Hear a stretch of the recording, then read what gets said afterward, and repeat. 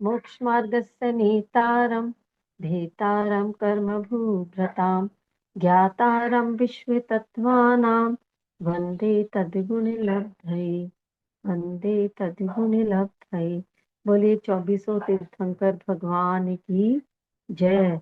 बोलिए उमा स्वामी महाराज की जय। द्वादशांग जिनवाणी माता की जय। जैन धर्म की जय। तत्वार सूत्र के 5वें अध्याय को पढ़ रहे हैं और ये अब ऑलमोस्ट समाप्ति की ओर है। अब हमारे इसमें कुछ ही सूत्र बचे हैं 5वें अध्याय में। 5वें अध्याय में हमने काल द्रव्य अजीव द्रव्य के बारे में पढ़ा था और कल जो सूत्र पढ़े उनका एक बार शॉर्ट में रिवीजन कर लेते हैं।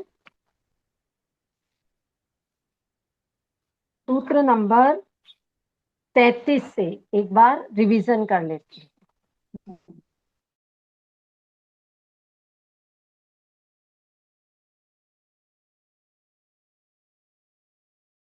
है एक अणु रूप में और एक स्कंध रूप।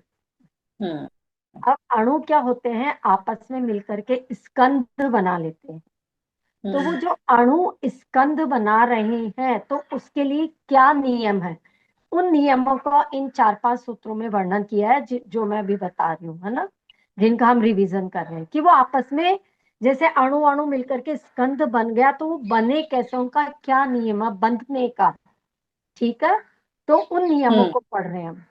तो पहला नियम है स्निग्ध रुक्षत्वाद बंध है, यानी रुक्ष और स्निग्ध यानी चिकनेपन और रूखे बंद होता है। यानी यदि परमाणुओं में किस कौन कौन सा गुण है, चिकनेपन का और रूखेपन का गुण है, तो उसका आपस में बंध होता है। हमने पहले देखा कि जो पुद्गल है उसमें स्पर्श रस गंध वर्ण पाए जाते हैं, बताया था मैंने।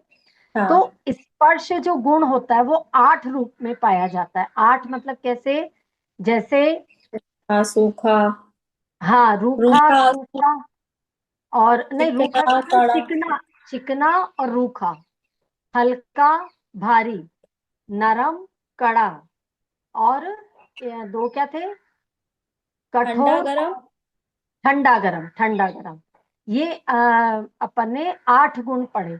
तो 8 में से 6 गुण है जो हर पुद्गल परमाणु में रहेंगे। 6 कौन से, क्यों, क्योंकि यदि कोई गर्म है तो वो ठंडा कैसे होगा, या तो वो ठंडा होगा या गर्म होगा।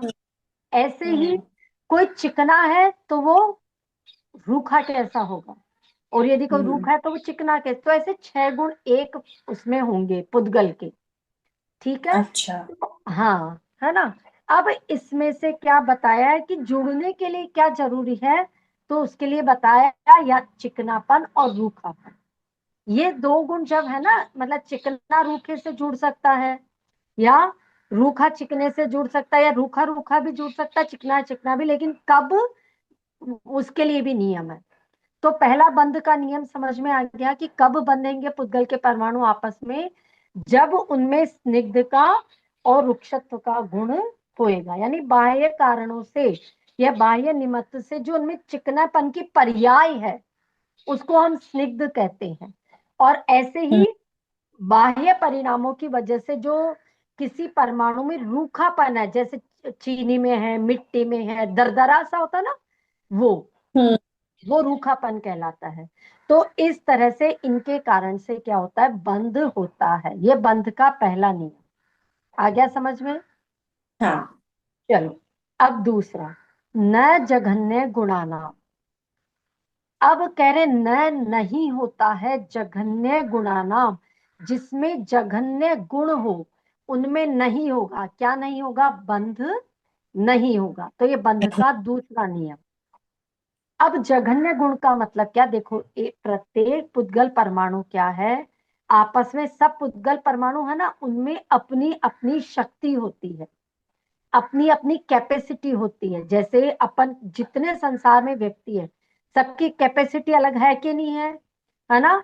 कोई कितना काम कर सकता है, कोई क्या काम कर सकता है, कोई कितना याद कर सकता है, सबकी अलग अलग कैपेसिटी है ना। ऐसे ही जो पुद्गल का सबसे छोटा कण, जो छोटा अणु है, उनमें भी क्या होती है, अपनी अपनी शक्ति होती है। उस शक्ति को बोलते हैं शक्त्यंश, यानी शक्ति का अंश। ठीक है, उसको बोलते हैं शक्त्यंश या शक्ति का अंश। अब ये हर अणु परमाणु की अलग अलग होती है कि किसमें कितनी शक्ति है। मान लो किसी में दो गुण है, यानी गुण का मतलब भी शक्त्यंश, कि उसमें कितने शक्त्यंश हैं, कितनी गुण को आप समझ गए ना, क्वालिटी उनकी। क्वालिटी। जैसे आप हमसे समझो अपने से, कि अपने में काम करने की क्वालिटी है, गुण है ना। किसी में हम्म। पढ़ने का गुण, किसी में पढ़ाने का गुण, किसी को हम्म। याद करने का गुण। तो ये गुण जो है क्वालिटी, ऐसे ही उसको शक्त्यंश बोल रहे हैं परमाणु में, सिंगल परमाणु में। तो ऐसे ही जो स्निग्धता है या रुक्षता है, ये पुद्गल परमाणु जो है ना, उनके अंदर होती है।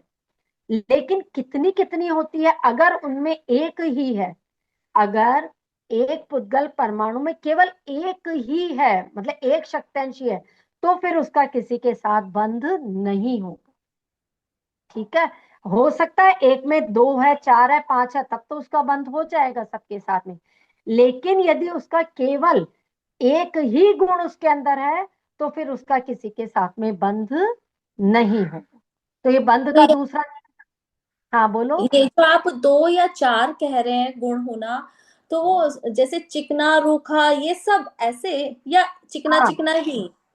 हाँ हाँ हाँ, चिकनेपन का गुण ज्यादा है, रूखे, या फिर ऐसा भी हो सकता है कि किसी में चिकनेपन का गुण तो है ही है, उसके अलावा हाँ। और ज्यादा गुण होते हैं ना, जैसे और भी कोई गुण है वो।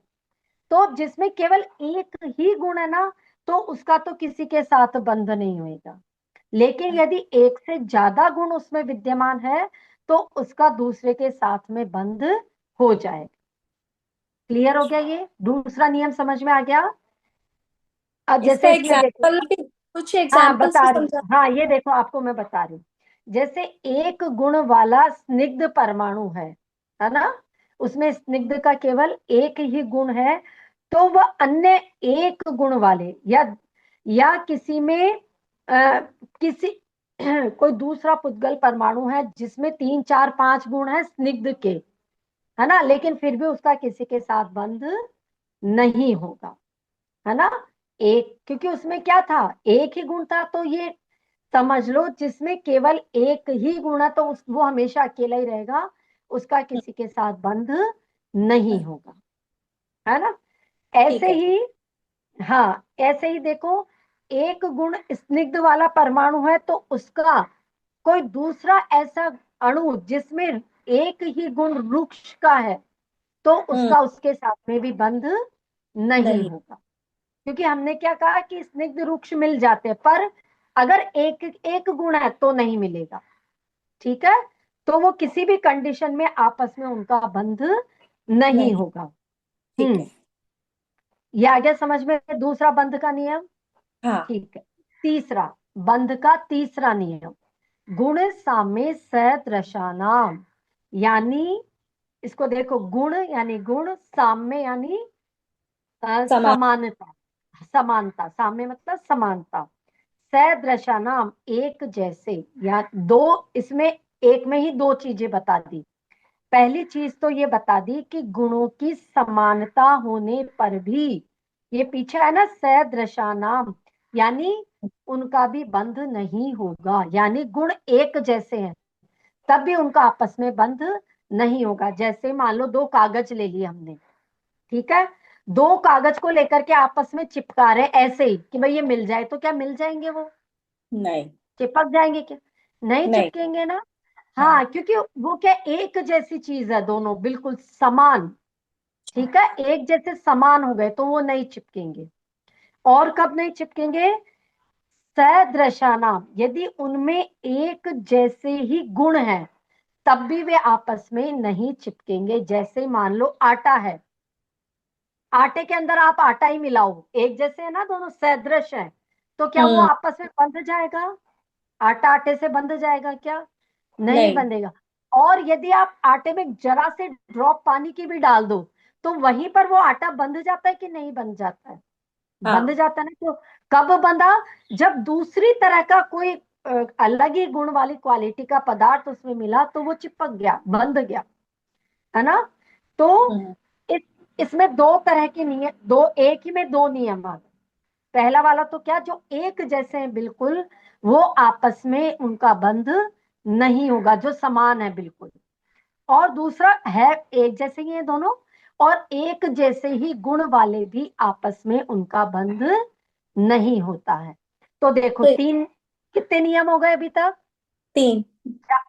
तीन हो एक। गए। और इसमें दो दो सूत्रों का प्रयोग किया है कि गुण साम्य और सदृश्य, ये दोनों मतलब लगभग एक ही जैसे शब्द है ना, समानता लिए हुए और सदृश, जैसे मानो चुंबक है। Opposite attraction. हाँ वो समझा रही हूं मैं। जैसे चुंबक है, ठीक है। हाँ।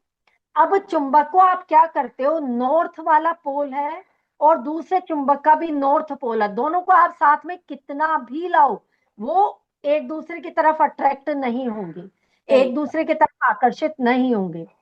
ऐसे ही साउथ पोल को लाओ तो भी अट्रैक्ट नहीं होंगे। लेकिन जैसे ही आपने क्या किया, नॉर्थ का डायरेक्शन साउथ की तरफ कर दिया दूसरे की तरफ, तो वो आपस में आकर के फटाक से चिपक जाते हैं। तो राइट। ये क्या बता रहे हैं कि देखो था चुंबकी, समान ही है ना चुंबक, लेकिन उन दोनों में क्या हुआ, थोड़ा सा हमने उसको चेंज कर दिया, है ना, एक जैसा नहीं रखा उसको, तो वो आपस में आकर के चिपक गए। तो ये दोनों चीजें समझ में आ गई आपको? हाँ। ये नियम समझ में आ गया बंध का? ये हाँ। दोनों एग्जाम्पल समझ में आ गए, हाँ। चुंबक वाला भी, पेपर वाला भी, आटे वाला भी। हाँ। ठीक है। हम्म। हाँ, इसमें ये भी समझ लो, जैसे जिसमें दो, मान लो किसी में दो स्निग्ध का गुण है, यानी दो चिकनेपन का गुण है, और किसी में दो रुक्ष वाले का भी गुण है, तो भी उनका क्या है, आपस में बंध नहीं होगा। यानी दो दो गुण होने पर भी बंध नहीं होगा, क्योंकि वो एक जैसे, यानी क्या बोलेंगे, क्वांटिटी क्वांटिटी ऑफ क्वालिटी समान होने पर उनका आपस में बंध नहीं होगा। ऐसे ओके। मत समझना कि दो चिकने का दो चिकने से नहीं होगा, ऐसा नहीं। दो चिकने का दो चिकने के साथ भी संबंध नहीं होगा, दो चिकने का दो रूखे के साथ भी संबंध नहीं होगा, दो रूखे का दो रूखे के साथ भी संबंध नहीं होगा, क्योंकि जो उनकी नंबर ऑफ क्वांटिटी है वो सेम है ना गुणों की, और गुणों की क्वांटिटी सेम होने पर आपस में बंध नहीं होता। आया ये समझ ऑड में? Plus even, odd plus even number हो गया ना। हाँ अब आएगा इसके आगे, अब उसी को हम्म। समझेंगे अपन, है ना। अब देखो, ठीक है। तो फिर बंध कब होता है ना। हम्म। अब प्रश्न यही आ रहा है ना हमारे सामने। हमने हाँ। पिछले दोनों सूत्र में पढ़ा कि भाई इनमें बंध, ये कंडीशन है तो बंध नहीं होगा, ये कंडीशन है तो बंध नहीं, तो फिर बंध होगा कब? कब? तो उसको समझाया है, द्वैधिकादि गुणानाम तु, यदि किसी भी अणु या परमाणु में अपने से दो ज्यादा गुण हैं दूसरे वाले में, तो उनका बंध हो जाएगा। जैसे कोई एक परमाणु है, उसके अंदर मान लो दो चिकनेपन का गुण है, तो दो ज्यादा बता रहे ना, तो यानी दूसरे वाले में यदि चार है तो उसका आपस में बंध हो जाएगा। दो का चार के साथ हो जाएगा, तीन का पांच के साथ हो जाएगा, सात का पांच से भी हो सकता है, नौ से भी हो सकता है ना। बस दो गुण ज्यादा होने चाहिए, दो गुण ठीक। यदि कम ज्यादा है तो उनका फिर आपस में बंध हो जाता है। एक चीज और पूछनी थी भाभी। आपने हाँ पीछे समझाया था कि मूल शरीर को छोड़कर आत्मा के प्रदेश शरीर के बाहर फैल जाते हैं। तो ये मूल शरीर, ये चीज समझ में नहीं आई। मूल शरीर क्या, ये मतलब पुद्गल? शरीर तो, जो शरीर अपना आत्मा के प्रदेश फैल रहे हैं, शरीर तो जो है वो ही है ना अपना यहाँ पर, शरीर अच्छा। थोड़ी बड़ा होता है। आत्मा के प्रदेश पूरी जगह फैल जाते हैं, क्योंकि आत्मा के प्रदेशों में फैलने की और सिकुड़ने की शक्ति होती है हाँ। ना। जैसे हाँ। दीपक की लौ के जैसे, है ना। तो वो आत्मा के प्रदेश फैल जाते हैं सब जगह, शरीर तो जो है वो है ही है। वही है। जैसे कहते हैं हाँ, कि कोई मरने वाला होता है अगर तो जैसे कोई मरने वाला अगर हो। हाँ हाँ तो हाँ वो अपने पहले जगह दे खाती है आत्मा। तो उस हाँ वक्त हाँ। क्या मतलब हार्ट बीट रुक जाती है जब आत्मा के प्रदेश बाहर फैले होते हैं, या नहीं नहीं, चलती? हार्ट बीट चलेगी, हार्ट बीट चलेगी। तो यानी कुछ हाँ प्रदेश रहते हैं। हाँ, वो तो शरीर तो एज इट इज वहीं पर ही है। सिर्फ आत्मा के प्रदेश वहां जाते हैं, वहां से वापस आ जाते हैं, जाकर के वापस आ जाते हैं, वो देख करके वापस आ जाते हैं। इसी को ही तो समुद्घात बोलते हैं, इसी को ही। हाँ और वो अभी इस टॉपिक आएगा ना, तब और अच्छे से समझा देंगे समुद्घात को, है ना। हाँ चलिए, अब यहाँ से, हाँ, द्वैधिकादि गुणानाम तू, यानी दो गुण ज्यादा है तो उनका आपस में बंध हो जाता है। अब देखो, अ, जैसे मान लो अपने पास में आटा है और अपन ने उसमें बहुत सारा पानी डाल दिया, तो वो क्या आटे का बंध बनता है? रोटी बनाने के लिए लोई बना पाते हैं क्या अपन उसमें? नहीं बना पाते ना। क्यों नहीं बना पाए? क्योंकि उनके गुणों की आपस में जो कंडीशन चाहिए थी वो नहीं मिल रही है। और अगर थोड़ा सा ही डालोगे आप पानी और आटा बहुत सारा ले लोगे, तो क्या वो आटा गूंथ लेंगे क्या? नहीं ले पाएंगे। तो यदि वो इस कंडीशन में फिट होगा ना कि दो गुण उनसे ज्यादा है, तो आपस में बंध बनेगा, नहीं तो नहीं बनेगा। तो ये यहाँ पर ये एग्जाम्पल से समझ सकते हैं अपन कि अच्छा ये देखो, अपन वो बनाते हैं गुलाब जामुन बनाए जैसे, है ना, अभी बनाए थे मैंने 2-3 दिन पहले। तो हम क्या उसकी चाशनी बनाते हैं ना, ठीक है। अब उसकी चाशनी अगर आपने क्या कर दी, ज्यादा गाढ़ी बना दी, तो वो गुलाब जामुन के अंदर नहीं जाती, वो फीके ही रह जाते हैं। प्रॉपर बन गई तो वो उसके अंदर एंटर कर जाती है और पूरे गुलाब जामुन के अंदर फैल जाती है। यानी ये जो प्रॉपर बनी, इस ये क्या चीज शो कर रही है?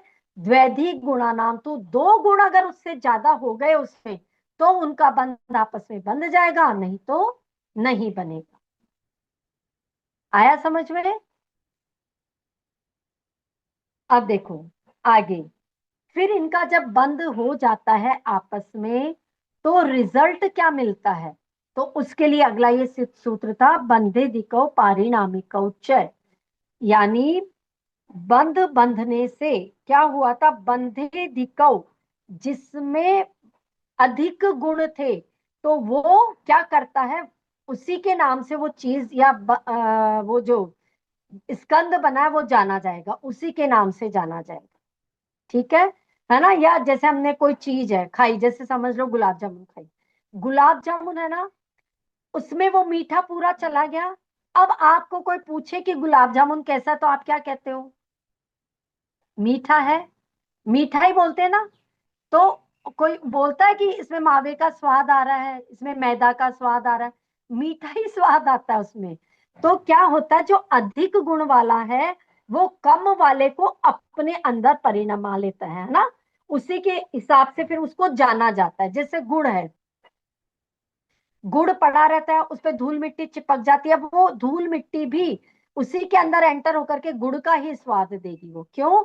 क्योंकि गुड़ की गुण जिसमें ज्यादा थे, तो वो कम वाला ज्यादा वाले के हिसाब से ही मतलब परिणमित हो जाएगा और उसी का गुण देगा। जैसे मानो कि पुद्गल परमाणु है, जिसमें एक पुद्गल परमाणु में तो 18 गुण है, एक में 20 गुण है, तो टोटल ये कितने गुण वाला स्कंद बन गया? 20 और 10 30, 38 वाला बन गया। लेकिन ये जो 38 वाला बना ना, इसके गुण किसके हिसाब से जाने जाएंगे? 20 वाले के हिसाब से। कल मैंने एक एग्जांपल दिया था, दो व्यक्ति व्यापार करते हैं, तो किसका बोलबाला होता है व्यापार में? जो ज्यादा पैसे लगाता है, जिसके ज्यादा गुण है ना। ये अपन अपने घर में भी देख लो, जिसमें ज्यादा गुण होते हैं उसी का ही बोलबाला होता है, उसी की चलती है। तो ऐसे ही ये चीज यहाँ पर समझनी है कि जो स्कंद बनेगा ना, वो स्कंद में रिजल्ट जो मिला प्रतिफल, वो किसके नाम से है, किसके गुण के आधार पे होगा? जिसमें ज्यादा गुण है उसके हिसाब से। ठीक है, चलो आगे, गुण पर्ययवत द्रव्यम। द्रव्य किसे कहते हैं? जिसमें गुण और पर्याय होती है उसे द्रव्य कहते हैं। ये तो समझा चुके थे ना पहले से बहुत अच्छा। जिसमें क्वालिटी भी और फॉर्म्स भी हो उसे हम द्रव्य कहते हैं। जैसे पर्याय का मतलब आपको पुद्गल की पर्याय अच्छी तरह से समझ में आती है सबको। जैसे अभी ये पेपर है, ये कौन सी फॉर्म में है?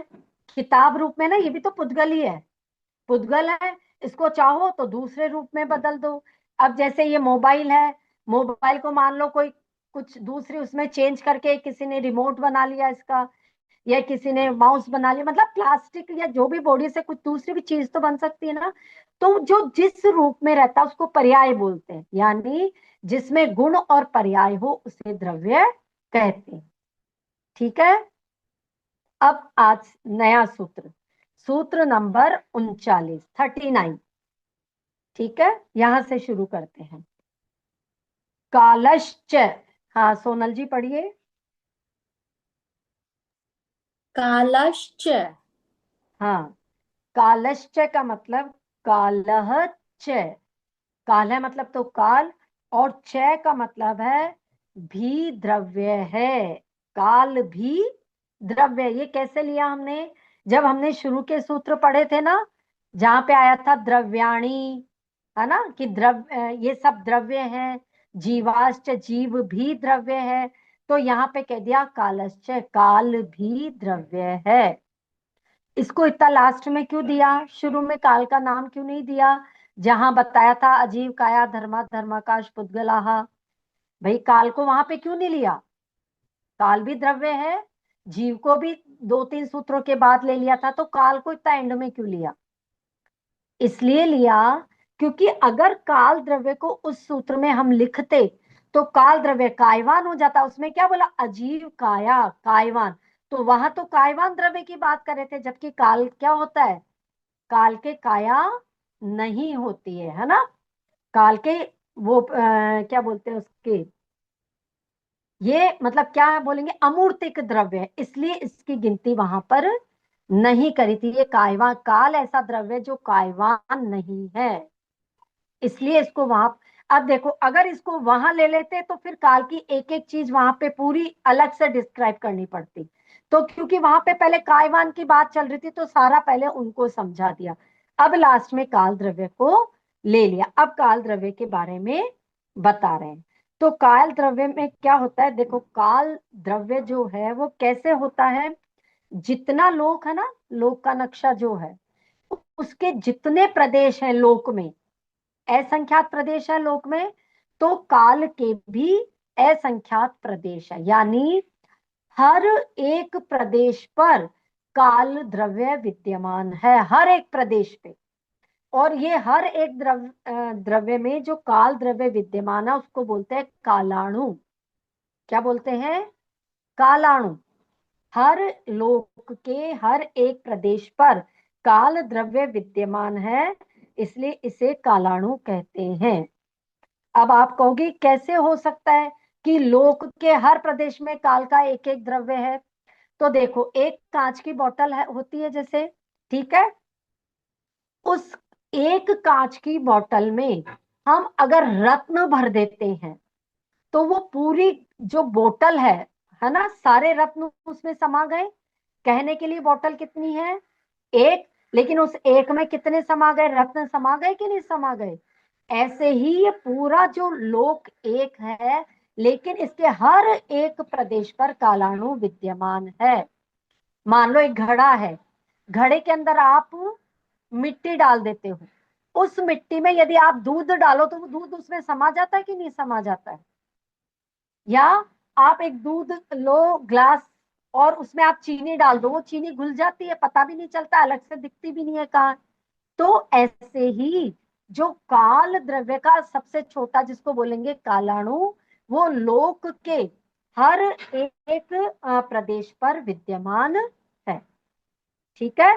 वो बात अलग है कि देखो वो निष्क्रिय है, जैसे धर्म द्रव्य अधर्म द्रव्य निष्क्रिय थे ना, ऐसे काल भी निष्क्रिय है, वो किसी को मतलब परिणमन करवाता नहीं है, वो अपने आप हो जाता है ना, अपने आप ही उसकी वजह से किसी दूसरे में परिवर्तन आता है। चलिए आगे, अगला सूत्र, सूत्र नंबर 40, चांदनी। सोनंत समय, सोनंत समय है।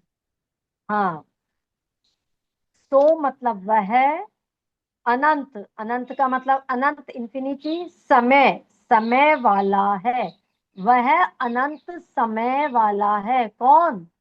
काल द्रव्य। काल द्रव्य की चर्चा कर रहे हैं ना हम।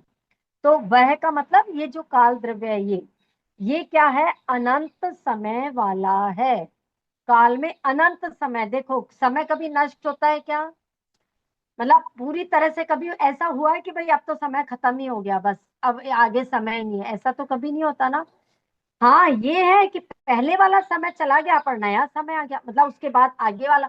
जैसे पहले बजे थे तो 5:01 हो गए, फिर 2 मिनट हो गए। ये समय अनवरत चलता रहता है, कभी भी समाप्त नहीं होता। तो यानी जो काल द्रव्य है वह अनंत समय वाला है। ठीक है? काल क्या है?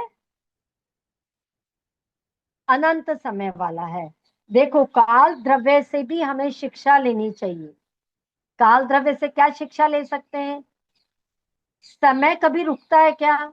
नहीं रुकता है, हमेशा अनवरत चलता ही रहता है। घड़ी है, घड़ी के सुई निरंतर चलते रहते हैं, चलते रहते हैं बिना थके। तो हमें इनसे क्या शिक्षा लेनी चाहिए? कि हमें भी जब तक हमारा लक्ष्य प्राप्त नहीं हो जाए तब तक हमें भी पुरुषार्थ करते रहना चाहिए, है कि नहीं? जैसे समय निरंतर चल रहा है, हमें भी ये सीखना चाहिए समय से। जब तक हमारा जो मेन लक्ष्य क्या है, मोक्ष की प्राप्ति, और जब तक मोक्ष की प्राप्ति ना हो जाए तब तक पुरुषार्थ करते रहो, रुको मत। जैसे आज हमारे अंदर धर्म की जितनी भी हम धर्म कर रहे हैं, जो भी कर रहे हैं, तो क्या कोशिश होनी चाहिए? कल उससे थोड़ा सा ज्यादा करें, भाव ज्यादा भाई। फिर अगले दिन उससे मतलब अपनी अभ्यास बढ़ाते रहना चाहिए निरंतर। थकना नहीं चाहिए कि नहीं बस हो गया इतना ही बहुत, अब क्या करें, हमारे तो पहले ही बहुत त्याग, अब क्या त्याग करें, अब और क्या करें। मतलब दुनिया में बहुत सारी चीजें जो अभी हमारे को करनी बाकी है। त्याग करना बाकी है, संयम लेना बाकी है, पढ़ना बाकी है। अभी तो हमें कुछ आता ही नहीं है। तो ये सारी चीजें हम किससे सीख सकते हैं? समय से। जैसे समय अनंत वो है, कभी खत्म ही नहीं होगा, ऐसे ही हमारे पुरुषार्थ को अभी हमें खत्म नहीं होने देना है। बिना थके बिना रुके निरंतर चलते रहना है। और काल का मैंने आपको विभाजन पहले बता ही दिया था, निश्चय काल और व्यवहार काल, है ना? बता दिया था ना, जब अपने वो वाला सूत्र आया था पहले, वर्तना परिणाम क्रिया परत्वा परत्वेच है, तो वहां समझा दिया था, वापस समझाने की जरूरत नहीं है। चलिए आगे, सूत्र नंबर 41, दीपाजी लाडनू से। द्रव्याश्रया निर्गुणा गुणाः। द्रव्याश्रया निर्गुणा गुणाः। हाँ, अब इस सूत्र में क्या बता रहे हैं? जो उन्होंने आगे पहले द्रव्य की परिभाषा बताई थी ना, कि द्रव्य जिसमें गुण और पर्याय होती है उसको द्रव्य कहते हैं। अब उसमें बताया है जिसमें गुण और पर्याय है उसको द्रव्य कहते हैं। तो अब यहाँ पे गुणों के बारे में बताया इस सूत्र में, और अगले सूत्र में पर्याय के बारे में बताया, और फिर ये चैप्टर खत्म, फिनिश। और ये चैप्टर को पढ़ने का रीजन समझेंगे कि क्यों पढ़ा। बहुत अच्छा मैसेज है इसको पढ़ने का। पहले ये दो सूत्र पढ़ लेते हैं। तो द्रव्याश्रया निर्गुणा गुणाः, यानी देखो, द्रव्य श्रया जिस पर क्या है, आश्रय मतलब आश्रित है। द्रव्य क्या है? आश्रित है। और निर्गुणा गुणाः, यानी हाँ, और जो गुण रहित है वे गुण है। इसको अच्छे से समझाती हूँ। निर्गुणा यानी जो निर्गुण है वे गुण है, इसको समझना पड़ेगा, है ना? पहली बात तो ये हो गई, क्यों द्रव्याश्रय, जो द्रव्य पर आश्रित रहते हैं, ये बात तो आपको समझ में आ गई। जैसे कोई भी द्रव्य, जैसे मानो हमने जीव द्रव्य का एग्जाम्पल लिया, तो जीव द्रव्य की पहचान किससे होती है? किससे पहचान होती है जीव द्रव्य की? ज्ञान दर्शन से, ज्ञान चेतना से। ज्ञान से, दर्शन से, चेतना से, है ना? चेतना से, हाँ। कि इससे पता चलता है कि वो क्या है, जीव है। तो ये जो गुण है ये जीव पर आश्रित है। क्या ये गुण पुद्गल में पाए जाएंगे? अगर नहीं। पुद्गल में पाए जाएंगे तो वो तो जीव कहला दे। यानी जो जिस द्रव्य का गुण या लक्षण है वो उसी में ही है, वो उसी के ही आश्रित है, वो और दूसरे में नहीं पाए जाएंगे। उनका दूसरा कोई गुण होगा, है ना, जिसके आधार पे वो पहचाने जाए। जैसे हम किसको बोलते हैं कि ये पेन है या ये कोयला है, यानी जो इंक से लिख रहा है वो पेन है, और कोयला क्या कर रहा है, अपनी जो कार्बन से लिख रहा है वो कोयला है। तो क्या आप कोयले को पेन बोल सकते हो या पेन को कोयला बोल सकते हो? नहीं ना। यानी हर द्रव्य में क्या है, जो गुण है अपने अपने वो उस पे आश्रित है। यानी ज्ञान दर्शन चेतना गुण जो है वो जीव द्रव्य पर आश्रित है। स्पर्श रस गंध वर्ण जो है वो किस पे आश्रित है, पुद्गल पर आश्रित है। ये चीज समझ में आई? यानी गुण द्रव्यों पर आश्रित है, पहली चीज। अब दूसरा शब्द यहाँ पे आया है निर्गुणा गुणाहा, यानी ये जो गुण है, जैसे समझने की कोशिश करो, जैसे ज्ञान जो है वो ज्ञान ही है ना, ज्ञान का गुण हाँ, वो बन सकता है क्या, देखना? यानी नहीं। जैसे समझ रहे हो इस चीज को, हम्म। ज्ञान अपन बोलते हैं ना ज्ञान गुण होना, तो ज्ञान गुण अपने आप में ज्ञान, जैसे आंखें हैं, आंखें देख सकती है तो क्या वो सुन सकती है क्या, या कान सुन सकते हैं तो क्या वो देख सकते हैं क्या? नहीं। जिसका जो काम होगा आंख वही का, करेगा। हाँ, यानी वो गुण अपने अपना एक अलग ही गुण है, कहने का मतलब ये है। जैसे आंख का गुण देखना, कान का गुण देखना। सुनना, तो हाँ। सुनने का गुण सिर्फ कान का ही है, देखने का हम्म। गुण आंख का ही है। ऐसे ही हर गुण क्या है, दूसरे गुणों से निर्गुण है, वो अपना गुण खुद का ही गुण है उनका, बस। जैसे जो जीव द्रव्य उसमें ज्ञान गुण भी है, उसमें चेतना गुण भी है, दर्शन गुण, लेकिन ये ज्ञान चेतना नहीं हो सकता, चेतना दर्शन नहीं हो सकता। हर गुण अपना अपना अस्तित्व लिए हुए, ये कहने का मतलब है। हर गुण क्या है, दूसरे गुण के अंदर नहीं रहेगा, और वो अपना एक विशेषपन लिए हुए होगा। तो इस सूत्र में समझाया है कि मतलब गुण को समझाया, जो हमने पहले पढ़ी थी ना परिभाषा, कि जिसमें गुण और पर्याय द्रव्य है। तो अब गुण किसको कहते हैं वो बता रहे हैं। तो लिख लो गुण की डेफिनेशन, यदि आप लोगों को लिखनी है तो, जिनके निमित्त से एक द्रव्य अन्य द्रव्य से भेद को प्राप्त हो, एक द्रव्य अन्य द्रव्य से भेद को प्राप्त हो, वे गुण कहलाते हैं। अच्छा, द्रव्यों में कितने गुण होते हैं? द्रव्यों में तो अनंत गुण होते हैं, खूब सारे गुण होते हैं, किसी सामान्य गुण भी होते हैं और विशेष गुण भी होते हैं उनमें, है ना। कल पढ़ाया था जैसे हमको। किसी में मूर्तित्व का गुण है, किसी में गतित्व का गुण है, किसी है अस्तित्व। कि नहीं, गति करता है ना कोई, ये वाले होंगे ना, कोई, अस्तित्व, परमेत्व, ये वाले गुण। हाँ हाँ, वस्तुत्व, अस्तित्व। अमूर्तिकत्व, अमूर्तित्व, ये सब, लघुत्व। चेतनत्व, है ना, हम्म। ये सब गुण है।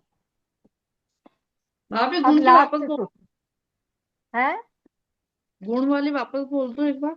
गुण मतलब ये तो गुणों के नाम बताए, खूब गुण होते हैं, जैसे नहीं, लिख लो पहले मूर्ति। परिभाषा बोली थी ना। अच्छा, वो वापस बोलूं, जिनके निमित्त से एक द्रव्य हाँ।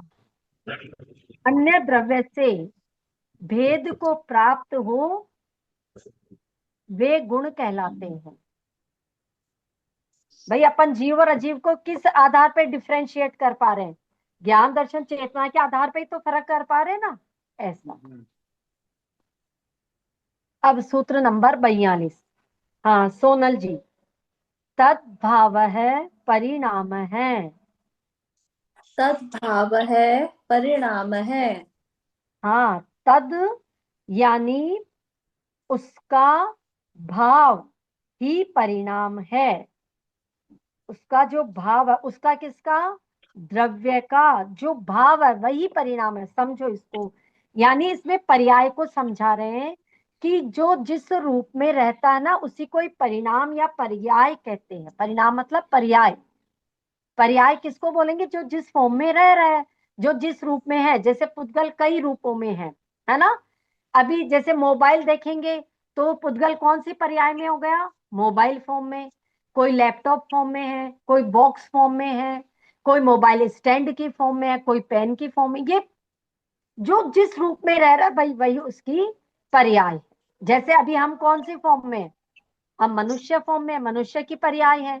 यही आत्मा देव में चली गई तो देव पर्याय में हो गए। यानी जो द्रव्य जब जिस रूप में पाया जाएगा तो वो उसकी पर्याय कहलाएगी। जैसे धर्म द्रव्य है, अब धर्म द्रव्य की क्या पर्याय है, वो कैसी फॉर्म में है, तो क्योंकि पूरा धर्म द्रव्य कहाँ पाया जाता है, पूरे लोक में पाया जाता है ना। यानी तो लोक का जो शेप है, जो नक्शा है, वो उसकी पर्याय है धर्म द्रव्य की। वही अधर्म द्रव्य की पर्याय है। अच्छा, एक चीज मैं आपको भूल गई थी बताना, काल द्रव्य में बता देती हूँ, अभी याद आ गया कि आप ये कैसे सिद्ध करोगे कि जो काल है उसमें भी उत्पाद व्यय और द्रव्य है। अभी एकदम से याद आ गया, हमने बोला ना कि जिसमें उत्पाद व्यय और द्रव्य है वो ही कहलाता है। तो काल में कैसा उत्पाद हो रहा है, जैसे मैंने बताया, अभी मान लो 1:30 बजी है, 1:30, ठीक है, और अभी थोड़ी देर बाद 1:31 हो गई, तो वो पहले वाली पर्याय चली गई ना, समय की पहले वाली पर्याय क्या हो वो गया उसका, काल हो गई, हाँ नई पर्याय 1:31 आ गई। पर्याय 1:31 चेंज हो गई ना, थोड़ी देर बाद काल बन गई। 1:32 हो जाएगी, नई पर्याय में आ गई। तो इसकी भी तो पर्याय बदल रही है ना, है ना। तो वर्तमान इसमें भूत भी क्या भविष्य है, की तीनों चीजें। उत्पाद और व्यय दोनों काल चीजें। भूत और ध्रुवपना क्या है कि भाई वो समय तो निरंतर चल ही रहा है। तो ऐसे हम सिद्ध कर सकते हैं कि काल भी क्या है, एक द्रव्य है जो निरंतर चल रहा है। अब हमने देखो ये 5वां पूरा अध्याय पढ़ लिया, तो इस 5वें अध्याय को हमने पढ़ा, इसमें क्या सीखा। देखो, शास्त्रों में हमारे कई चीजें ऐसी लिखी हुई है कि कुछ चीजें ज्ञेय होती है, कुछ चीजें हेय होती है, और कुछ चीजें उपादेय होती है।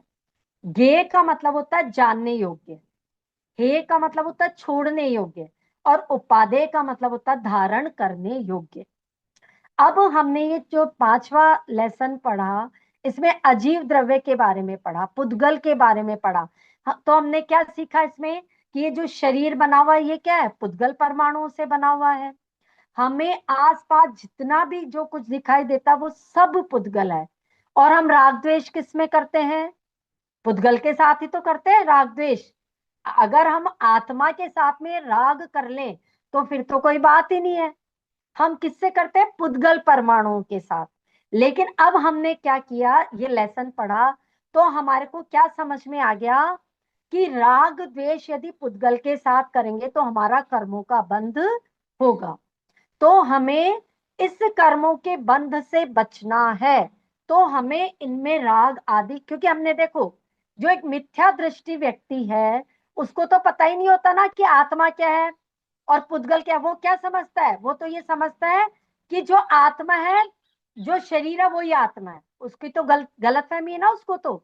लेकिन अब हमने क्या करा, ये पढ़ लिया तो अब हमें अच्छे से समझ में आ गया कि हमारी आत्मा अलग है, शरीर अलग है।